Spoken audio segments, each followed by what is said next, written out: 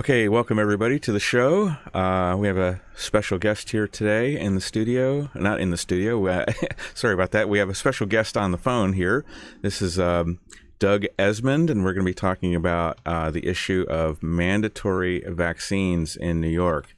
Now, what happened is, in case there hasn't been a lot of press about this, so what happened was on Saturday, there was a regular meeting of the New York State Bar Association, and they on the agenda was they were considering passing a resolution basically recommending or establishing the constitutionality of mandatory vaccines in New York. And there was a prior resolution that was being considered back in June, and that got tabled because of a large protest action that happened. People from all over the state showed up and was outside the building where the Bar Association holds their meetings. And there was a similar protest that happened on Saturday, and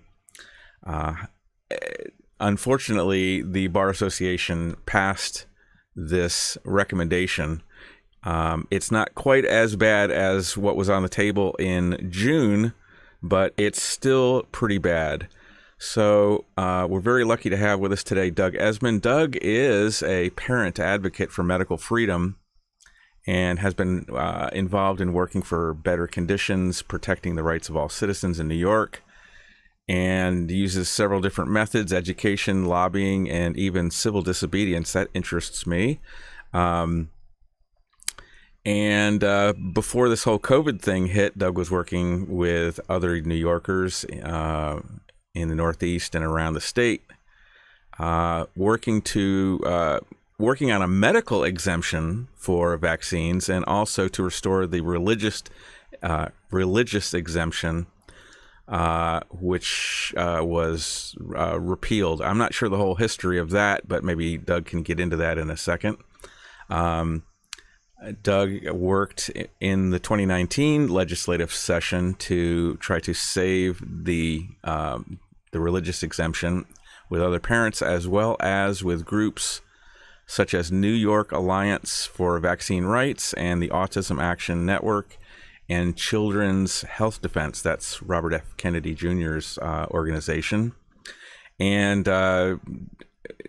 since COVID, in addition to the vaccination law, Doug has been deeply involved in efforts to reopen the state and resist the tyrannical mask orders and other executive orders threatening New York. So let me bring on Doug. I just have to... Doug, can you hear me? Yes, I can. Can you hear me? Yes, I can. So did I get the details of your bio pretty close? Yeah. I've worked with, several different groups, kind of unofficially, and also somewhat more officially. But I mean, mainly, I'm a parent advocate. I've taken over the last few years, a very big interest in this issue. I have two younger kids, so we were affected by the repeal of the religious exemption. I would say before 2019, I was, sort of active in bits and pieces. But obviously, when what happened was in late 2018, when the Democrats took over the Senate in New York State and took a very wide lead in the Assembly. There was an action call put out by some of the leaders in our state that we needed to get on top of this and fight back, because they had this bill for many years. But it hadn't moved because we had balance in the Senate and the Assembly in New York City. So once that was done, they really just kind of plowed ahead, created a fake measles scare. That's right. The one in the Hasidic community, wasn't it, in New York? Or Yeah.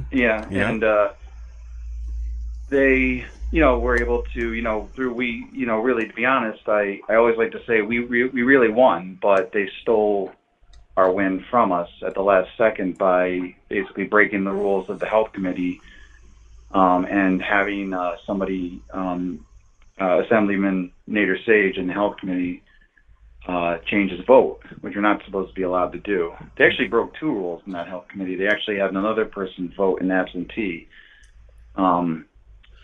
So, they they really, we really won. We convinced a lot of people actually during that session, and we had an effort such as never been seen before, out of the mouths of many of them, the Assembly people, the Senate people, all the staffs. And, it's just another, I think one of the things that we said to them that relates to what's going on now, that this fell a little bit more on deaf ears, but, I for sure said this was, look, you may think you're just taking away our rights right now, but you're taking away your own rights. Mm-hmm. I hate to say I told you so, but that's what's happened. That we're all just, faced with this more and more. A greater number of people are going to be faced with mandatory vaccines, or you lose your job. You can't travel. Certainly the kids are very much in the crosshairs. Seniors are in the crosshairs. And I'll get into that a little bit more of what I think this latest effort, what I think is, really what my gut feeling about this is, Mm-hmm. And who it will affect. But that's, I kind of speculate here because none of us know for sure exactly how they're going to carry this out right now. But right. So just to establish a little background, I mean, I'm sure everybody knows what we're talking about, but we didn't explicitly state it. What we're talking about is the religious exemption for it's for school kids. Is that right? To attend school, there was. Can you just go into the history of that? Like, how did that all happen? The whole fight for the religious exemption and the repeal of it. Just in a nutshell. Yeah, so for a long time, for many, many years, New York State had all three exemptions. Now, I'll sort of explain the medical in just a second here. Sorry, I'm not explaining that totally correctly. We did not have a philosophical exemption. We had a medical exemption and we had a religious exemption. So for many years, whether or not people had sincere religious beliefs, many did, and many do, myself included.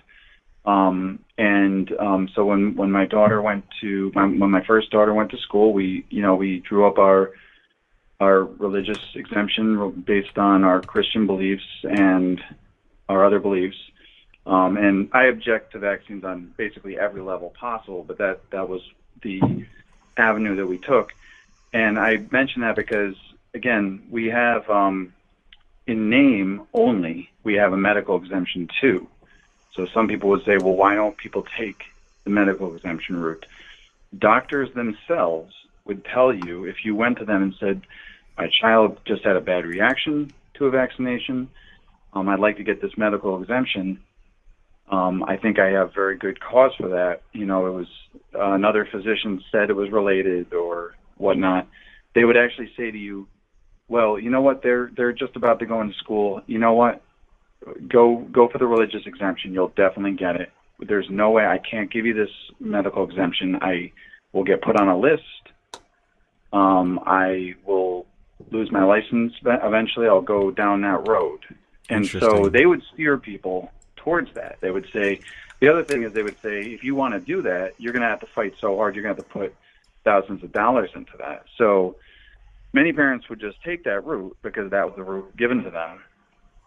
And again, a lot of parents had also sincere objections. So it was, a mix of things. You had many reasons, but one of the things. Go ahead. Sorry. Yeah. I was just going to say, I'm not doing this in a nutshell, I know, but I wanted to explain that. So we really that was the main playing field that we were allotted. If we tried to talk about health or anything else, they would say, well, wait a second, aren't you here for a religious exemption? I would say to them, they're all related anyway, so you can't separate religion and science. That is, I truly believe that, and I think that's actually that's the conclusion that a lot of very wise people came to during that session that they hadn't really considered. So when was there a change? Wasn't there was a change that happened within the last couple of years? I think it was last year, wasn't it? Was it 2019? Well, so I'm gonna be maybe not completely sharp on all the details, but I want to say in 2015, Senator Brad Hoylman, from Manhattan, and also probably shortly thereafter, Assemblyman Jeffrey Dinowitz introduced a bill. I think it was maybe Hoylman who started it, and then Dinowitz sponsored the assembly version of it. And so it was around for several years. Not really. It was pushed, but not. There wasn't any real danger there because, again, there was a Republican Senate, and we had some very strong allies in the Senate. We also had some in the Assembly too, but there was definitely more in the Senate. And basically this was the language in the bill was whatever the ACIP schedule, whatever's on the ACIP schedule, recommended by that body, that should be for every kid going to school, in any public or private school. So, regardless of what their religious beliefs are. But I think I want to say there was probably even before that. There's always been some kind of champion of these type of bills, and some, but they've recently in New York, I would say it really took off with these couple politicians, and they sort of developed a small group of them. And as we know now, and I think everybody had some, not everybody, but I think I, for one, had some definite thoughts that Cuomo was also, very much pushing this. And we know now that he absolutely was. So. So we're cutting ahead to the to what just happened, right? And what it kind of began in June, the State Bar Association. So basically, we had this. For the longest time, I'm just want to try to summarize. We had in New York, we had this medical and religious exemption to vaccines for school children going to school. And then sometime after, beginning around 2015, sometime after, I think it was 2018 or 2019, somehow that got repealed, right? And then there was this big uproar. Yeah. People were fighting that. Mm-hmm. Yeah, 2019 it got repealed. And June 13th, 2019, which obviously would we know, a year later, June 13th, 2020, they're having this meeting, and there was a lot of significance to that. I think a lot of people definitely felt like, there's been several things where they, felt very much like, people were just rubbing our face in it. And, I think there is some truth to that for sure. I also think that they picked June because I really do think they thought there was no way these people aren't going to be paying attention. Mm-hmm. They have no idea really what they've awoken here. I know we're getting very, very little press in the mainstream press. I've seen one article in what is it, the New York Law Journal, and other than that, I've only seen some of the people in like the blogosphere and the alternative YouTubers that are covering the story. There's really been very little coverage of what just happened. Yeah. I think, as Rita Palma said recently in a Post article, she said that, COVID-19 has been God's gift to the anti-vax movement. And actually, let me amend that. She used the word, which I actually rather is she used vaccine choice movement, and we really prefer that than anti-vax. Anti-vax is a very derogative term. So vaccine choice movement, and I do agree, it's been painful, but we've gotten a lot more people. I mean, we're up to somewhere around 55-60% of people by some polling who say that they at least have strong reservations about this vaccine. And with everyone that they push, I feel like they were chipping away because they push and people say, well, wait a second, I thought this was the amount, I thought this was good, and then they realize, wait, there's another one, there's another one, there's another one. What did you call that schedule? ASIP? Yeah, the ASIP.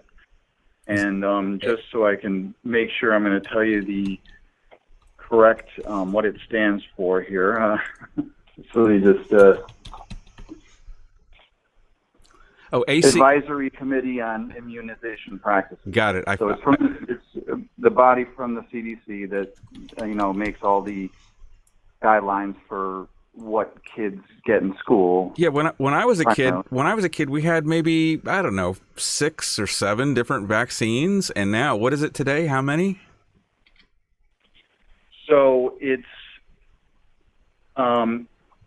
this is where I'm gonna just also again refer back because I want to tell you the right information. It's something like it's 72. Oh my God! Now, how many actual vaccines? It's not that many, but it's a lot. It's absolutely it's an extraordinary number when you look at it. Yep. Okay, so let's flash forward now to what just happened. So there was the New York State Bar Association. This all started in June. So we just had something that just happened on Saturday. Tell me, started off with what happened in June, and because that June resolution was pretty draconian. It was worse than what they finally approved, right? So can you talk about what happened in June? What was all that about?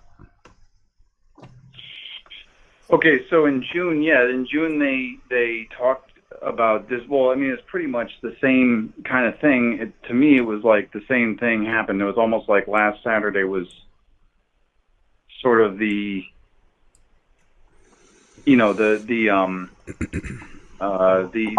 extension of that meeting.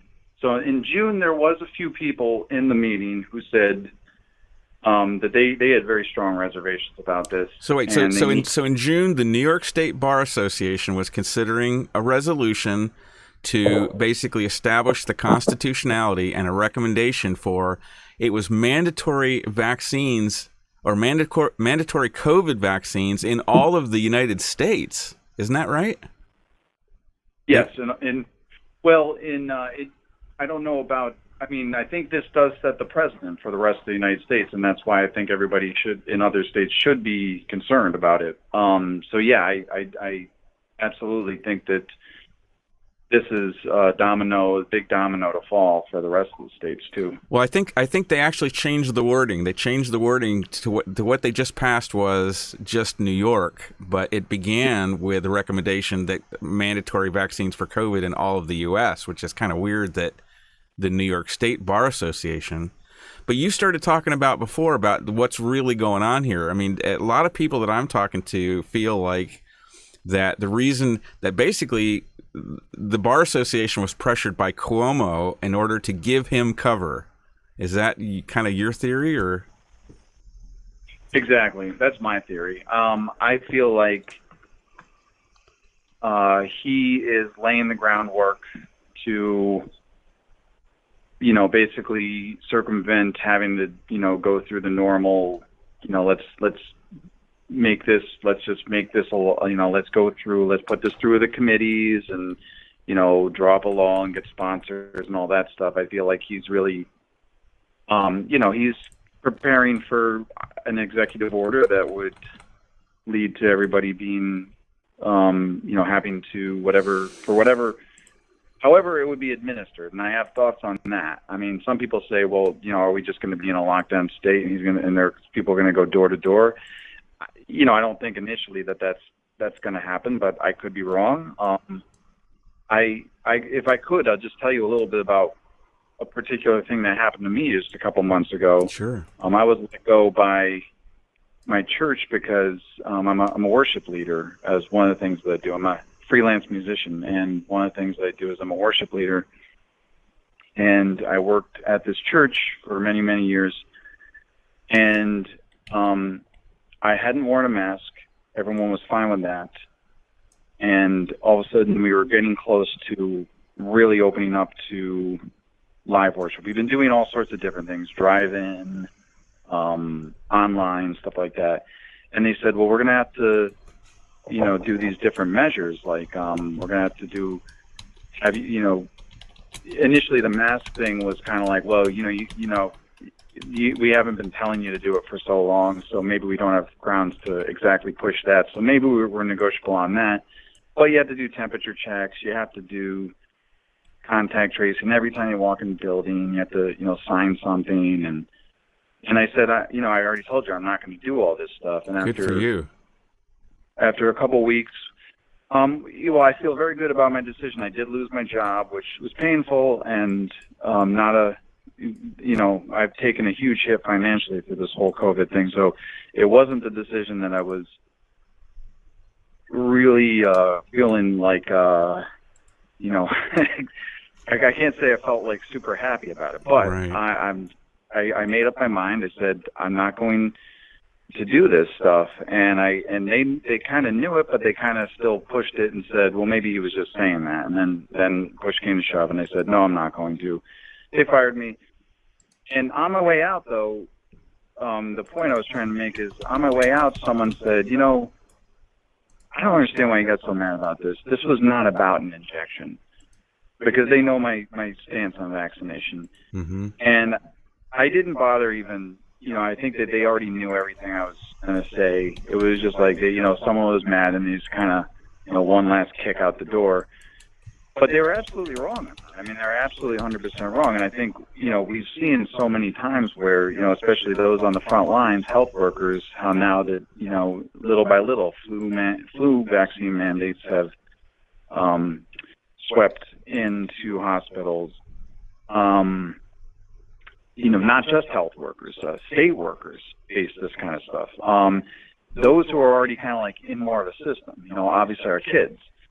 So any kind of thing where you're in some kind of a system, I wanted to say to this person, wait a couple months, because maybe at that point you're going to be telling all the church employees that they have to get this shot, or else, because you're just complying with everything else. So why wouldn't you just comply with that? So absolutely, they were wrong. I feel like at some point that's going to be the avenues. They're going to go through people. They're going to threaten employment, and see how many people they can get through that. And kids at school who are in public school are going to be in a great threat in many ways, because not only are they going to push the COVID vax, but I mean they have bills, horrific bills, even federal bills, to lower the age of consent down to 9, 11 years old. Unbelievable stuff. Now, what does that what does that mean? The age of consent? What are you specifically talking about there? So they can go up to your kid in school. The school nurse, say, could just have your kid sent to the office and say, you know what? There's this, for instance, the HPV vaccine. They were. This is one of the bills at the beginning of this last session in 2020 that we were getting a lot of we were getting a lot more people aware of.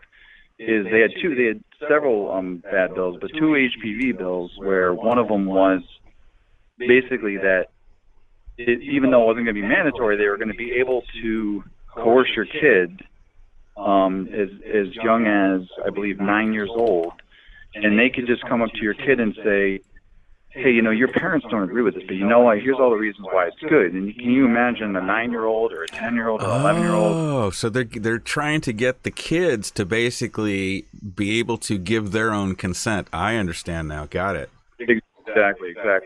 My own assemblywoman, who I've been at great odds with, Patricia Fahey, her own bill, which is still very much a live bill, is for any kind of vaccine at the age of, I believe it's 14 though. It's 14, but still they have the ability to go up to your kid and, at the age of 14 and say any kind of vaccine, and say, hey, you know what, you haven't gotten this, this, and this, and that's floating around, ready to take off. I think during last session, that was one of the ones that I thought if they had sort of played out the whole session the way that a few of us thought it was going to get played out, that would have been one that may have passed right at the end.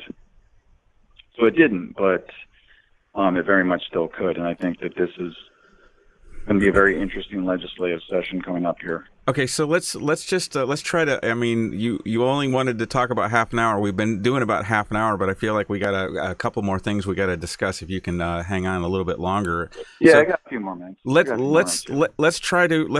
focus now on what just happened on Saturday. In case people haven't heard, let's talk about specifically what just happened on Saturday. And were you there? Was there a protest? I guess I did see some photos and video. There was a protest again in Albany, right?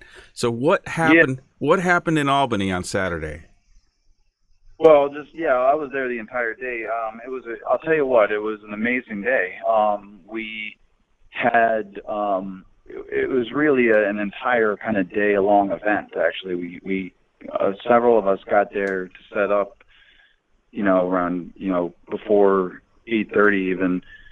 And I was in charge of sound. I also worked with some other musicians and myself providing music for a couple key parts. We started at nine-ish with a little kind of get pumped up kind of thing, getting people inspired to make some noise. Did some music, had some great times. We actually put together a little song that sort of spoofed the great rock song "We're Not Gonna Take It" by Twisted Sister. We actually changed the lyrics to "We Won't Be Your Lab Rats." We had great fun, and I'll just say after that happened, we were right in Academy Park in Albany, right across the street from the bar. Everybody just kind of crossed the street with bullhorns and making noise and just sat there chanting and getting riled up for another, I want to say, probably 45 minutes. Meanwhile, me and some other people went down to Cuomo's mansion, set up for some speakers there.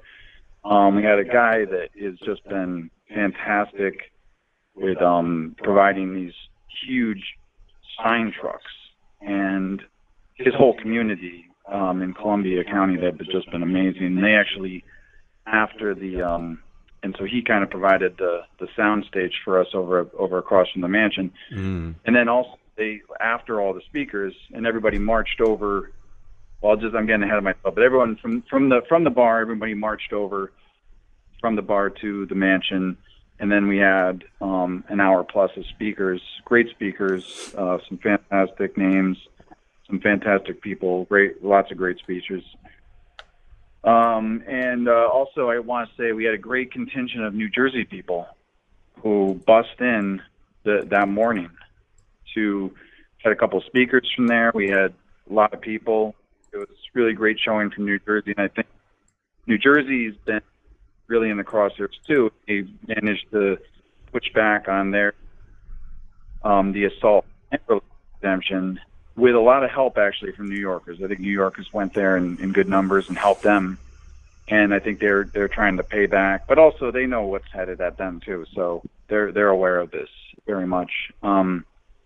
And then from there, actually, what was great is people marched back, and it was such a beautiful day. And there was the folks from Columbia County just provided this fantastic picnic, and there was more music. was really an entire day event. It was so awesome. Even though we didn't, we told media, like you said, no one's showing up and covering. We had a lot of people filming it. But towards the end of that picnic, it was really funny because there was some stuff going on at the Capitol, obviously, with Trump and Biden and everything that's going on there. Mm-hmm. So there was protesters, counter-protesters, and this woman came over and she said, "Hey, what's going on over here? You guys seem to be having like a big party." And I was like, "Yeah, of course you didn't know." So I told her, I filled her in on the whole thing, and she was like, she's a reporter for Spectrum News. She was off the, she was kind of off the clock at that point. Wasn't doing an official interview with me, but she was like, "You know what? I really, if you guys ever want to talk about this, I'd love to talk to you." I was like, "Yeah, that'd be great." And she was very much like, "Wow, I did not know they were doing this today. I had no idea. I'm not very happy about that either." I mean, it was, if I took her at her, what she was saying, it was very much like she was, kind of like, "Wow, that's." So did you learn about the vote? Did you learn about how the Bar Association had voted while you all were up there? Well, I didn't myself. Now, some people may have, but I just got a message at about 6 or 7 at night or something, and I looked down and I said, "Oh, they voted yes," and I kind of just was like, "Yeah." I mean, if I was a betting person, I would have said that, yeah. I mean, I think that at this point, and I believe that there were several reasons probably for what happened in June, how they decided that they were going to table it. But I believe that with everything going on with the election, this was a pretty perfect cover for Cuomo and everybody else to kind of sneaking this stuff in. Yep. And I think that there was a lot of people and there was a lot of excitement and a lot of noise. We certainly had a lot more people there than there were there to protest what's going on with the election and everything. But, should there have been more people? I mean, sure. Yeah, there should have been a lot more people. Yeah, I was trying to get up. I couldn't get my logistics worked out. I don't have a car, and I couldn't get a ride. And I was actually trying to interview some people beforehand to try to drum up some attention. But I only found out about the event like on Wednesday or Thursday, and I couldn't line up speakers and somebody that I could interview before the event. So let's try to wrap this up. So basically, what's the So the New York State Bar Association passed this resolution recommending. I mean, I thought it was just about establishing the constitutionality, but it actually went so far to make a recommendation for mandatory COVID vaccines for 20 million residents of New York State. Right. So yeah. So what? Yeah. So what does this mean, and how do we like? Let's say you're talking to somebody in New York State right now that's upset about this. What would you suggest as a plan of action? What can we do to oppose to basically? Do we try to write to the Bar Association to try to get them to change their opinion on this? Because a lot of times these lawyers they don't. I'm surprised they tabled the vote in June. Because lawyers just look at matters of law generally. They don't care if there's protesters outside. Is there anything we can do to get the Bar Association to change their vote, or is that done? Is there something else that we can do? In other words, is there any can we write to our legislators, our assembly people, our state senator?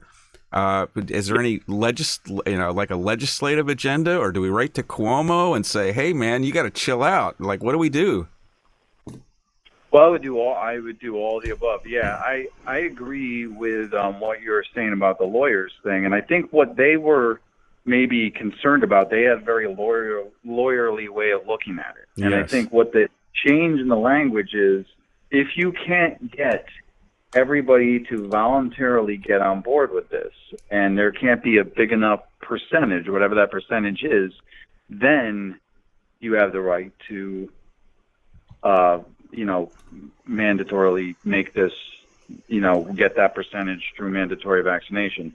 So there's still some, gray area about how many people are going to just voluntarily accept it? How many people are going to, I would foresee that they're going to, in stages, talk about getting like healthcare workers getting people, seniors this, and how, when do they just feel like, what, we're just not reaching our percentage? I mean, again, there's a lot of people that, by certain polling say that they're not really feeling comfortable about this. So because it normally takes years to basically establish the safety and the efficacy of a brand new vaccine, right? How warp speed? Oh, it all sounds all Star Trek-y, but how do you combine? How do you condense 3 years worth of longitudinal studies and cohort studies and all this stuff that the medical professionals do? They're double blinds, whatever. They're randomized clinical trials. How do you condense that all down into basically zero? That's a great question, and that's I mean. So it's a very political thing right now. I mean, Cuomo's saying, well, I don't want anything that Trump says is good. But if I think if all of a sudden it was Biden saying it, I think he'd say, oh, okay, we're all good then. I mean, they're not, they haven't never cared. I mean, if you look at like, any of these, if you look at HPV, for instance, they have just swept anything that shows that this is a nasty product. They've just swept it under the rug. The facts are all out there. It's not good. It hasn't really been adequately safety tested. But so in answer to your question, I feel like I wish I was more surprised by the fact that they're just the years and years of certain. I think that this is like they're ramping things up because that was the plan all along, and they've ramped things up to say, well, now we have the technology to do this, and even if it's completely bogus, they're just they're saying it, and they're just going to keep saying it until people seem to believe it, I guess. But less and less people are, thankfully. So less and less people are believing what? I think less and less people are believing in the safety of it and the efficacy of it, and but yeah, in this resolution by the Bar Association, by the way, they do say that it needs to be adequately safety tested. Right. I don't. Yeah. Think so. That just means as soon as like the FDA and as soon as like the CDC and everybody just says, oh yeah, it's good to go, are they going to be like, really? No, they're going to say yes. Okay, fine. You guys said it's okay, so we're all good. Right. They're gonna wait for some kind of an official cover, just like the Bar Association has given Cuomo cover. I just saw Cuomo do an interview with one of these news networks, and he was talking about 330 million people getting vaccinated. So that everybody's thinking that Cuomo might be the Attorney General under a Biden administration. And he's talking about mandatory vaccines for every person in the United States. What the hell? And it's like we don't have time to get into all this, but I don't know how where you are in this whole thing. But my research is showing things like the fact that the purported pathogen SARS-CoV-2 or SARS-CoV-2, or it's got a few different names, that is basically hypothetical, that they haven't ever isolated it. So that brings they haven't. They haven't. Go ahead. Yeah. Go ahead. Well, that's I have a story, just a quick story. This is actually my wife's story. Is one of her friends knows somebody who works at a big hospital, and they're kind of in charge of that whole testing program, and they even said they actually, over the summer they had they had a wedding. They felt safe enough to even have a wedding. Mm-hmm. And when they did that, the person said to them, hey, what's going on with this testing thing? And they said, well, it's not really very accurate at all. I mean, we don't really have any way of isolating anything. And that's what you hear from a lot of people, and they're really pressed on this. They say, well, it's the best we have. It's not very good, but that's all we can do. Right. It begs the question, if they haven't isolated the damn virus, what are they even testing for? I mean, there's so many issues, and then the issues with, I like to share the video of Kary Mullis, the Nobel Prize-winning biochemist who invented the polymerase chain reaction, which isn't a test. They call it the PCR test. It's not a test. It's a way of it's a way of amplifying tiny amounts of some kind of molecules and basically multiplying them. So Right. To the point where they can be detected and you can do things with it. So we haven't talked about the number of cycles and how that's being gamed, and what are they testing for? And they're using something that's completely inappropriate as a diagnostic test, and that comes from the lips of Kary Mullis, the guy that invented the damn thing. So it makes me I'm just flabbergasted that, I look out my window and I see everybody walking by with their masks on. I go to stores. I'm like one of the few people that try to, what I found was, Doug, I don't know if you had the same experience, and I don't want to hold you too much longer because we're already about 15 minutes over where you wanted to go. But, I had a lot of anxiety early on walking into places without a mask. And, I did it for maybe 3 times going to my local grocery store, and then I quit, and I got hassled exactly once, and that was like back in maybe April.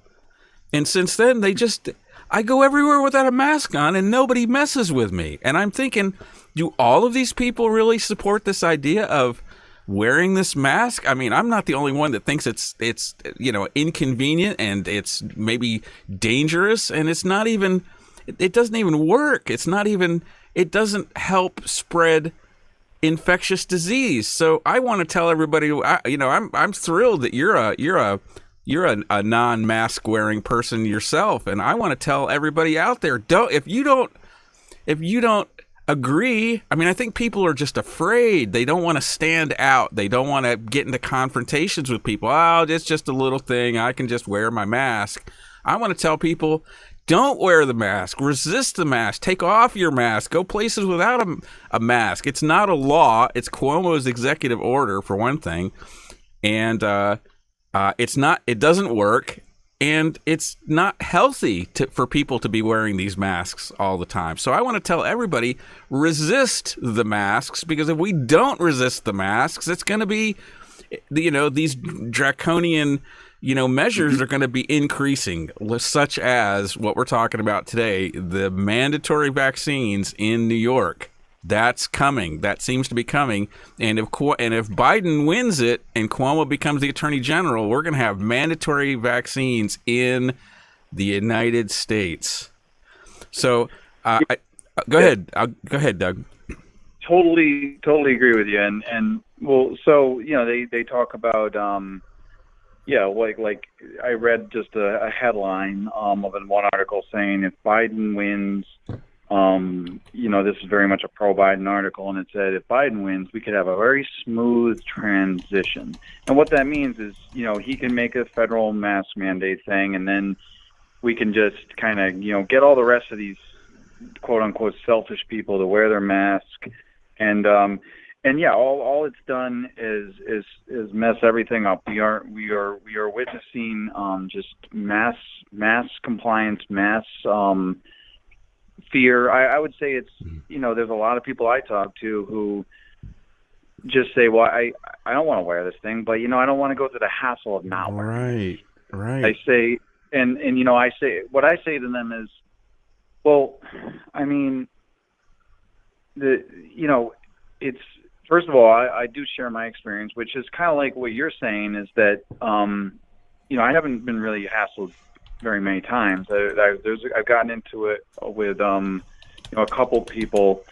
Generally speaking, what I hear is it's not even necessarily the store owners per se, or business. It will be sometimes, but a lot of times it's actually more like the customers, and they're angry, and this is the same thing that we've always seen as people who refuse vaccination, is they're not angry at you because they're really scared. They're angry at you because you had the guts to say, I don't want to do this. And their first reaction is actually a very selfish kind of reaction, where they say, well, why are you not having to do it? Well, instead of saying that in such a And it's very hard to get this across to people because they're very defensive. Instead, you want to say to them, instead of directing your anger at me, why don't you ask me what I'm doing? Why don't you ask me a real question? Why don't I believe masks work? Why don't I believe vaccines work? And absolutely, they don't work. They absolutely don't work. And we're seeing more and more stories. I just watched a story about mom who, she's got her kid in school. I don't even know exactly where she's from, but I'm assuming, she's probably somebody who's at least compliant to some degree about, having her kid in school and doing whatever she's got to do, whether or not it's vaccinations. And now it's the mask.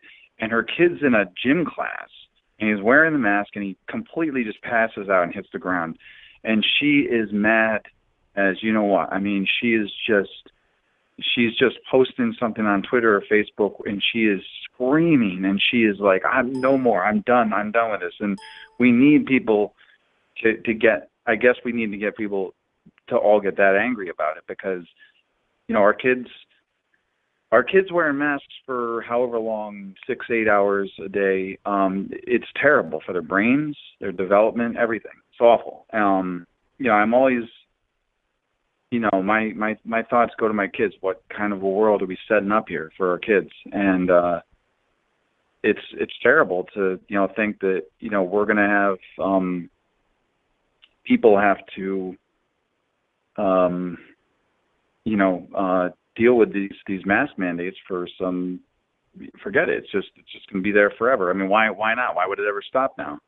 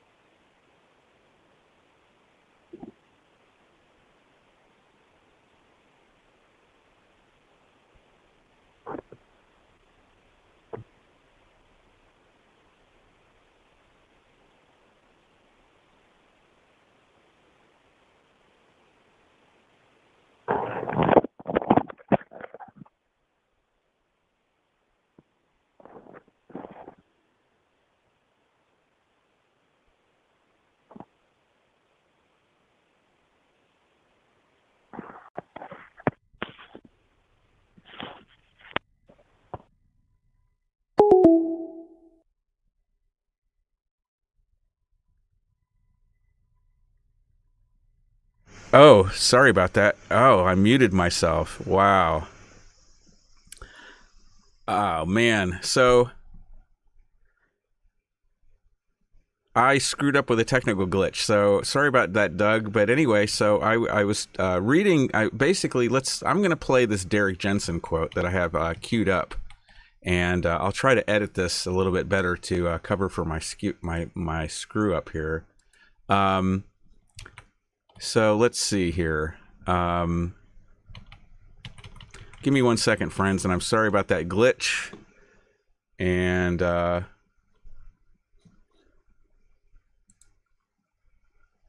Derek Jensen. Let's play this Derek Jensen clip here. And I very much apologize, Doug, for I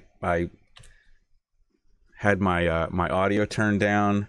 So let's play this this Derek Jensen clip. Touch you. That's a great poem. Okay, so let me just for anybody that's still listening, let's do capture right. Let's turn that on. Sorry, Doug.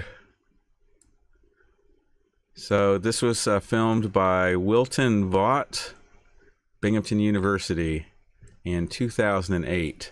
Derek Jensen. This is such a fabulous clip. Here we go. By the Zen poet Bunon, which is die while you're alive and be absolutely dead, then do whatever you want. It's all good. One of the smartest things that the Nazis did was they made it so that at every step of the way it was in the Jews' rational best interest to not resist. Do you want to get an ID card, or do you want to resist and possibly get killed? Do you want to move to a ghetto, or do you want to resist and possibly get killed? Do you want to get on a cattle car, or do you want to resist and possibly get killed? Do you want to take a shower, or do you want to resist and possibly get killed? At every step of the way, it was in their rational best interest to not resist. As Zygmunt Bauman says, rational people will go quietly, meekly to a gas chamber if only you allow them to believe it's a bathroom. And I would say rational people go quietly, meekly to the end of the earth if only you allow them to believe that buying compact fluorescents is going to save the day. I'll tell you something very important, going back to the Nazis. I'll tell you something very important, which is that the Jews who participated in the Warsaw Ghetto Uprising had a higher rate of survival than those who went along. The Jews who participated in the Warsaw Ghetto Uprising had a higher rate of survival than those who went along. The Jews who participated in the Warsaw Ghetto Uprising had a higher rate of survival than those who went along. So there you go, friends. So just to wrap it up, you know, everybody's afraid of, you know, standing out, not wearing your masks. And what I was saying when I was on mute was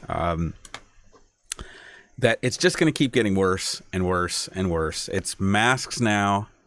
It's just like what Derek Jensen said. Do you want to move to a ghetto? Do you want to get an ID card, or do you want to resist and possibly get killed? Do you want to move to a ghetto, or are you going to resist and possibly get killed? Are you going to get on the cattle car, or are you going to resist and possibly get killed? It escalates, escalates, escalates. We have to push back, people. We have to push back New York. So, that's it. Sorry for the technical glitch. I work in the public interest, friends. I live on donations and grants. I really can use donations in any amount. Large donations are very helpful. I'm fighting 5G. I'm fighting an incinerator here in Endicott. I'm working on, you know, this mandatory vaccines, and I'm working on researching this COVID issue. So I appreciate you watching, friends. Share this video. Please like and subscribe to my channel on YouTube. And I appreciate you. And there we go. So there's YouTube channel. There's my email address. If you want to contact me, williamahuston@gmail.com. The PayPal link is going to be up at the top in a second. It's scrolling by. But here's my USPS, William Huston, P.O. Box 22, Endicott, New York, 13761. My PayPal is tinyurl.com/donate to Bill Huston. Let me check the chat really quick and see about a minute. Yep, sorry about that. All right, so going to wrap it up, friends. Thank you so much for tuning in. Share the video, and we will talk to you next time. Bye-bye.